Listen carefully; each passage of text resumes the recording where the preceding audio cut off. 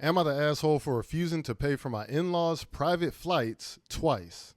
My wife, 61 female, and I, 63 male, are totally non-contact with her three sisters, all in their mid to late 60s. They took almost $25K and refused to pay it back. One of them trashed our condo after we let her stay for a while she was getting back on her feet. They lie, they cheat, they steal, and over the years, they've said hateful things to my children. That's a no-go. We're dreading the next time we see them, which will likely be when one of my parents-in-laws passes away. Which brings us to the story. Our daughter, 33 female, is getting married this summer. She desperately wants her grandparents to be there. She's named after grandma and is very close to grandpa. Sadly, they are both in their mid-90s and in failing health in Florida, and the wedding is in the NYC area, which is everyone's hometown. There's just no way they could drive or fly commercially, and they, my wife and daughter, were heartbroken. My brother-in-law, the brother of all involved, did very well in construction, and I run a successful business. So, working together with a friend in aviation, we found someone willing to fly them to Teterboro, leave them for 2 weeks so they can spend what may be their final trip to where they grew up, then return them to Florida the day after the wedding. To say everyone involved was joyful would be an understatement. And then the sisters got involved. Unbeknownst to us, one of our nephews is also planning to get married this summer. Daughter's wedding was scheduled for July 18th, and her grandparents were scheduled to fly up right after the 4th.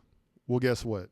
After learning about our plans, these, and he calls them B words, scheduled nephew's wedding for, wait for it, July 11th, the Saturday before our daughters, specifically so they could take advantage of the grandparents being there.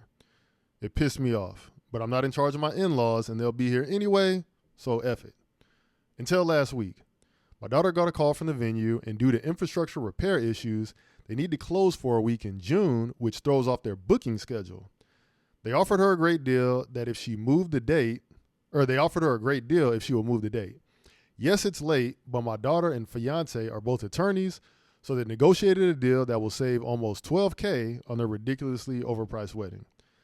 The save the dates have gone out, but not the invitations, and since the wedding venue is handling catering, decor, etc., everything but the band, they agreed to move it to an open date in August. Makes no difference to me. I called my brother-in-law and his buddy with the plane and moved everything accordingly. That's when these B words went insane. After years of nothing, they called, texted, you name it, screaming that we're ruining their wedding, that we're punishing my nephew for something he has nothing to do with, etc., and demanded that we honor the first flight and pay for the grandparents to attend both weddings. These chicks is absolutely insane. We literally laughed out loud, told them to go F themselves, and reblocked them on every platform.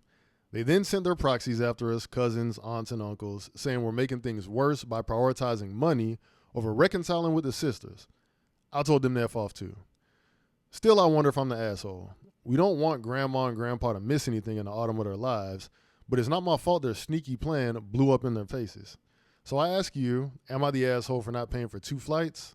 Let me tell you right now, you absolutely are not the asshole. You couldn't do anything about the wedding venue hitting up your daughter and her fiance and telling them that it's been a change of plans and them agreeing to it. I would be like, and it's your money at the end of the day. These chicks did not try to reconcile with you until they seen that would be advantageous for them. And then they went and tried to be sneaky, like you said, and set up this wedding and all this other stuff. Like, look, that got nothing to do with me. If you want to pay out of your pockets, be my guest. Nobody's stopping you from doing that. But you don't want to do that. You want me to pay. Like, they want you to pay. Nah, you're not the asshole for that. Like, I understand that the parents are in the twilight of their lives and all that other kind of stuff.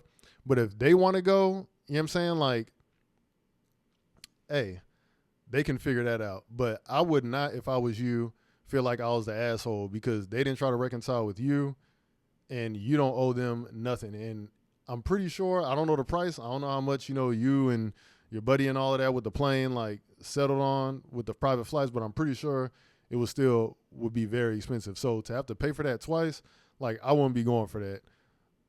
So that's my 2 cents.